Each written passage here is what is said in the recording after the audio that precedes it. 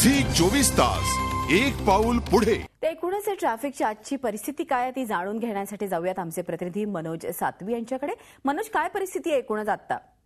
मुंबईच्या ट्रॅफिक बद्दल सांगायचं झालं तर आता आपण बघू शकतो की वेस्टर्न एक्सप्रेस हायवेवर दरम्यान जी कोंडी आहे आणि तसंच पुढे आलं तर आपल्याला आपण बघू शकतो की अंधेरी परिसरात ही वाहतुकीची कोंडी आहे। नंतर थेट वेस्टर्न एक्सप्रेस हायवेवरून पुढे आल्यानंतर आपल्याला दादर परिसरात सुरुवातीला माहीमला आहे वाहतुकीची कोंडी आणि नंतर दादरला फुल मार्केटच्या इथे वाहतुकीची कोंडी झालेली दिसते। त्याच्यानंतर आपण ईस्टर्न एक्सप्रेस हायवेवर गेलो तर तिकडे आपल्याला साधारण सायन घाटकोपर या परिसरात वाहतुकीची कोंडी झालेली आहे। त्याचप्रमाणे पुढे आपण गेलं तर ताडदेवला आपल्याला वाहतुकीची कोंडी झालेली दिसते।